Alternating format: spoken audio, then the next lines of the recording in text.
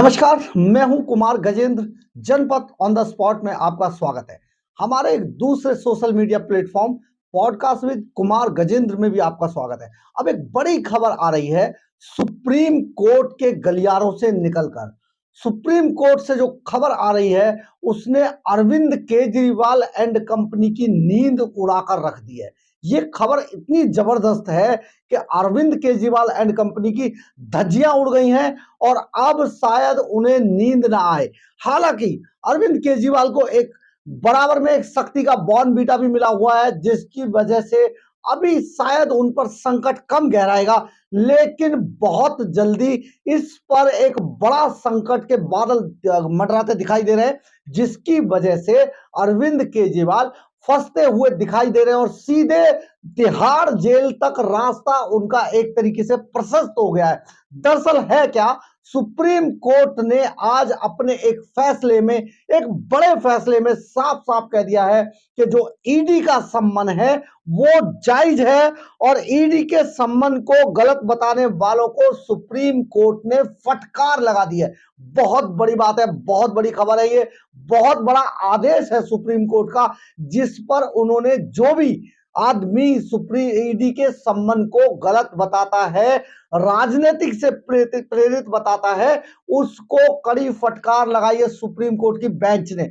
ये बहुत बड़ी बात है। और उसमें जो सबसे बड़ा, सबसे मोस्ट वांटेड आदमी थे वो थे दिल्ली के मुख्यमंत्री अरविंद केजरीवाल, जो ईडी के सम्मन से लगातार बच रहे थे और बार बार ये बात कहते हैं वो अपने सम्मन में, हर प्रेस कॉन्फ्रेंस में बताते हैं कि ईडी के सम्मन गलत हैं, असंवैधानिक हैं और वो गलत नियत से भेजे गए हैं, राजनीति से प्रेरित हैं।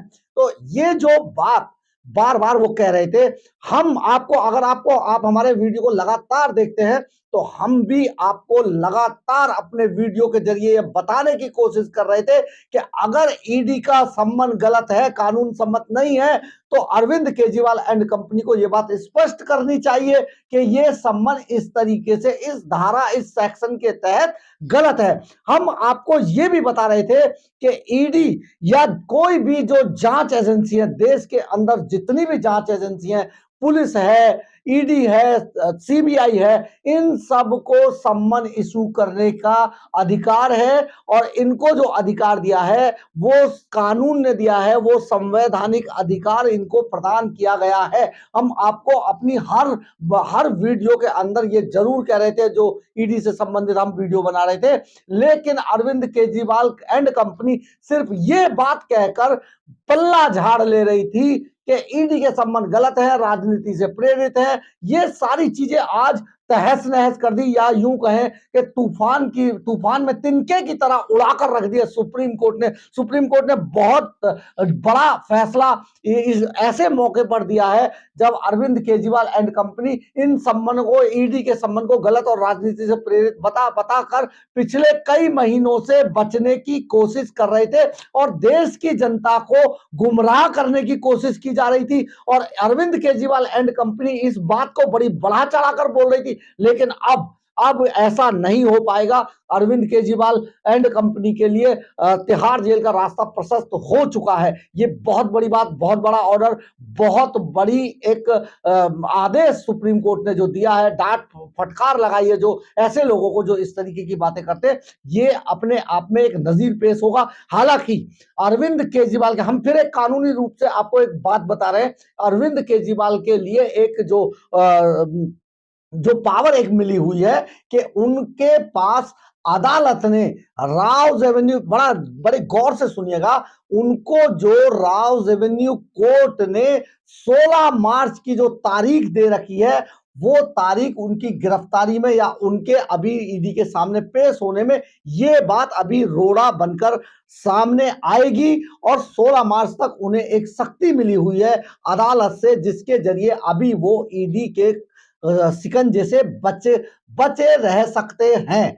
आप बहुत गौर से सुनिएगा, एक एक पॉइंट बहुत है कि उसी शक्ति से अभी वो 16 मार्च तक बचे रह सकते हैं। लेकिन ईडी ऐसा नहीं है, ईडी इस मामले को लेकर भी सुप्रीम कोर्ट की बेंच के सामने, क्योंकि जो सुप्रीम कोर्ट का जो मामला होता है वो एक तरीके से नजीर होता है, और इस नजीर को लेकर ईडी जरूर सुप्रीम कोर्ट की इसी बेंच के सामने जाएगी और वो कहेगी कि आप अरविंद केजरीवाल को भी देखिए, ये भी सम्मान को किस तरीके से गलत करार दे रहे हैं। ईडी किसी को भी बुला सकती है, कर सकती है तलब। ये बात भी सुप्रीम कोर्ट ने कही है कि ईडी के पास ये पावर है कि किसी भी जिस पर उसे संदेह हो उसको तलब कर सकती है, ये पावर है। और जिसको तलब किया जाए उसको ईडी के जवाब, ईडी के सम्मान का सम्मान करना चाहिए और उसके सम्मान का जवाब देना चाहिए। ये भी सुप्रीम कोर्ट ने ऐड किया है अपने आदेश के अंदर।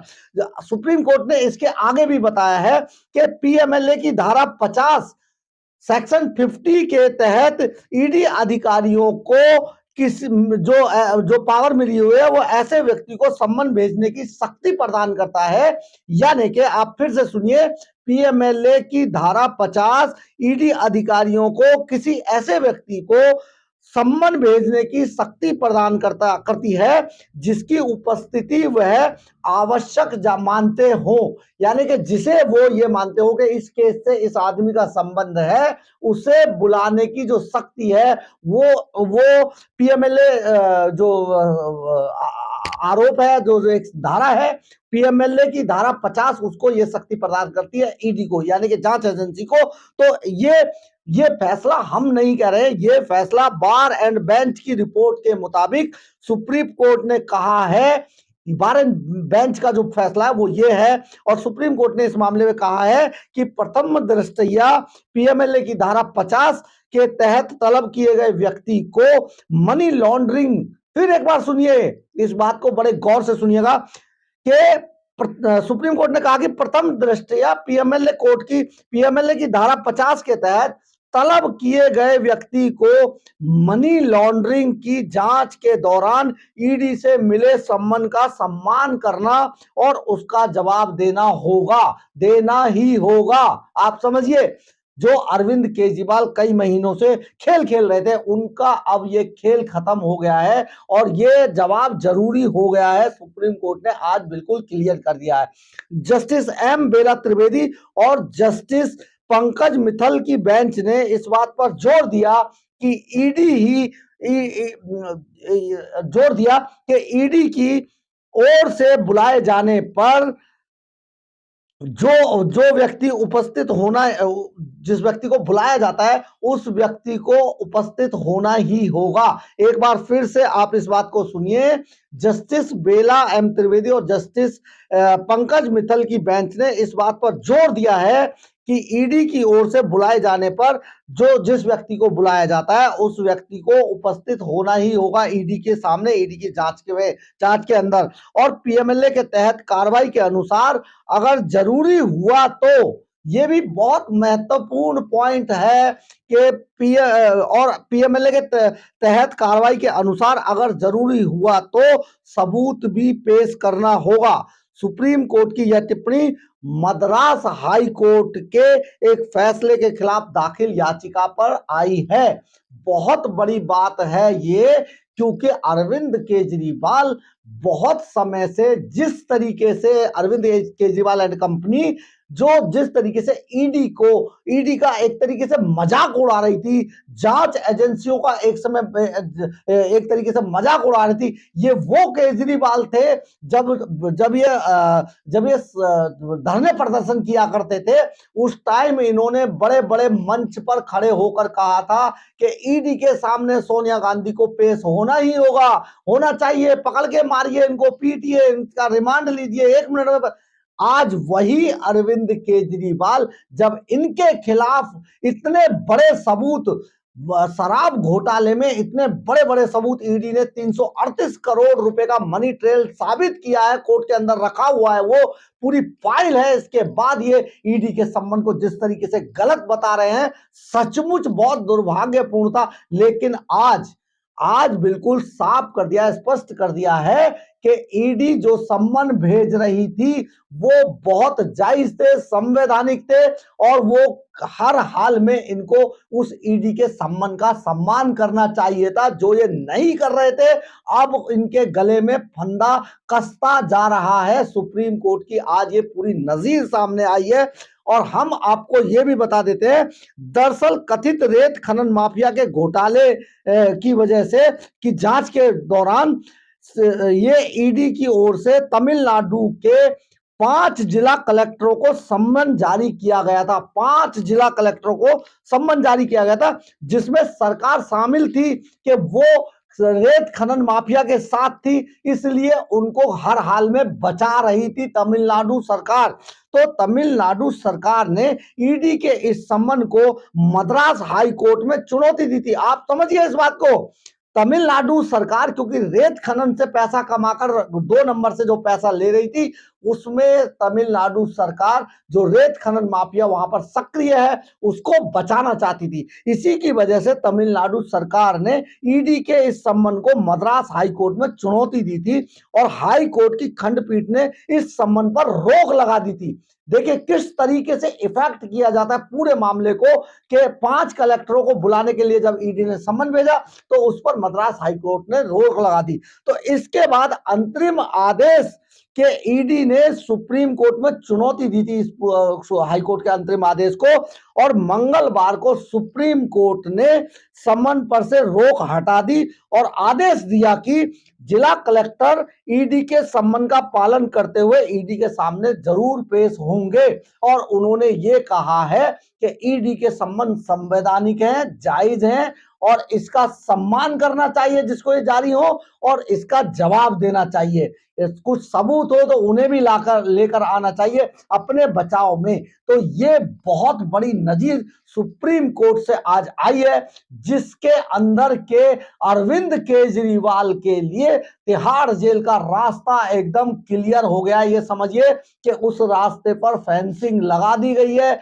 जितने बैरियर्स थे उनको हटा दिया गया है, सड़क बना दी गई है। तिहाड़ जेल तक अरविंद केजरीवाल के पहुंचने का अब रास्ता प्रशस्त हो चुका है, जिसको ये गलत तरीके से पूरे देश के सामने रख रहे थे, ईडी की साख को जिस तरीके से बट्टा लगा रहे थे, आज वो सब खत्म हो गया है और उल्टा इनकी साख अब दांव पर लग गई है, क्योंकि ईडी के सम्मन जायज थे और ये लीगल थे, ये कानूनी प्रावधान था, कानूनी शक्तियां इनको मिली हुई थी और ईडी जो जांच कर रही थी उसमें उसका जवाब देना और उसमें शामिल होना ही होगा। ये सुप्रीम कोर्ट ने आज बिल्कुल साफ कर दिया है। तो अब देखना यह है कि अब अरविंद केजरीवाल 16 मार्च के बाद तिहाड़ जेल जाते हैं या फिर किसी कोर्ट के सामने भागते हैं बड़ी बड़ी फीस देकर और दिल्ली सरकार के खजाने का पैसा अपने बचाव में वकीलों पर लुटाकर ये कोर्ट जाते हैं या तिहाड़ जेल तक पहुंचते हैं। देखते रहिए,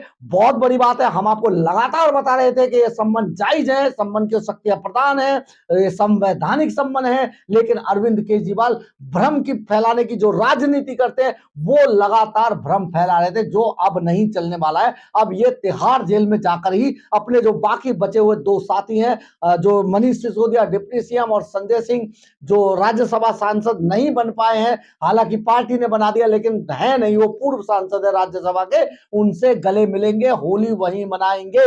ये हम बार बार ये कहते रहे। तो बड़ी बात है ये, अब अरविंद केजरीवाल का जो रास्ता है वो सीधा तिहाड़ जेल जाता है, लेकिन 16 मार्च के बाद ही वो तिहाड़ जेल पहुंचेंगे। बड़ी बात है ये, आप देखते रहिए, आपको जरूर आगे भी जो खबर आएगी हम आप तक पहुंचाएंगे। अगर आपको हमारी खबर अच्छी लगी हो तो इस लाइक, सब्सक्राइब और शेयर जरूर करें। इसके अलावा कमेंट्स बॉक्स में अपनी राय जरूर लिखें, इससे हमें ऊर्जा मिलती है। जय हिंद, जय भारत।